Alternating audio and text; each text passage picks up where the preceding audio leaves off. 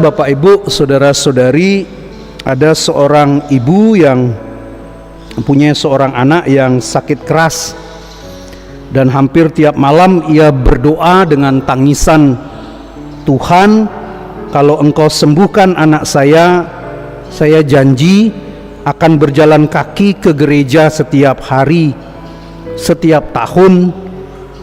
Saya akan puasa setiap minggu, saya akan menyerahkan semua perhiasan saya untuk gereja." Hari demi hari ia menumpuk janji, namun anaknya tak kunjung sembuh. Suatu malam di sebuah kapel di parokinya ia berkata dengan lelah, "Tuhan, saya tidak bisa lagi menawar-Mu, saya hanya bisa menyerahkan anak saya ke dalam tangan-Mu.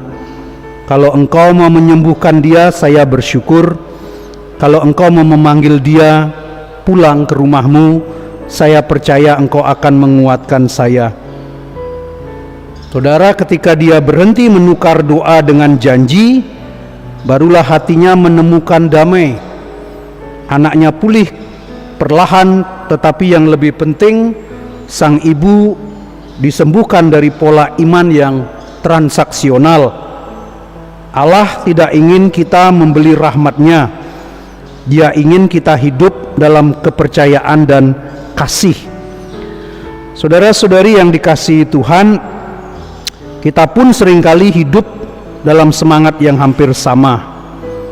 Dalam situasi tekanan dan krisis seperti Yefta yang menghadapi perang, ibu yang menghadapi anaknya yang sakit, seringkali emosi kita yang utama adalah rasa takut kehilangan kendali, atau kehilangan orang yang kita cintai.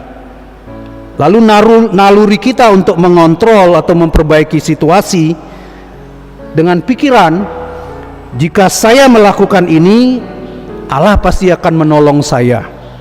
Lalu kemudian muncullah janji atau nasar, atau kalau orang Bali mengatakan mesesangi, kita membuat nasar, "Tuhan, kalau Engkau sembuhkan anakku, aku akan melakukan ini. Tuhan, kalau tanah saya laku, saya akan kasih taman doa." Atau apalagi janji-janjinya, "Haji, Tuhan, kalau mobil saya laku, saya mau nyumbang." Nggak tahu ya. Pola ini menekankan apa? Tukar menukar. Berikan saya sesuatu, saya akan menerima hasil. Jadi orang mengatakan do udes. Do itu saya memberi, udes supaya engkau memberi. Jadi iman kita seringkali iman tawar-menawar ya. Saya masukkan kolekte 5.000, harapannya Tuhan akan ganti 10 kali lipat. Ya, saya kasih 5.000, Tuhan akan kasih saya hari ini 50.000. 10 kali lipat kita minta. Do udes. Saya beri supaya Tuhan memberi saya. Resikonya apa? Ya, kita tahu tragedi yang dialami oleh Yefta karena dia buat janji. Tanpa janji itu Allah sudah memberi dia kemenangan, tapi dia kenapa harus bikin janji?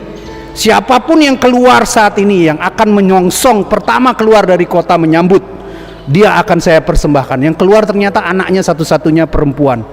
Kemenangan kemudian berubah menjadi tragedi, kesedihan, karena janjinya kepada Tuhan sudah terlanjur dia berikan. Akhirnya anaknya harus dikorbankan. Tapi sang anak minta waktu 2 bulan supaya dia bisa menangisi bersama dengan teman-temannya.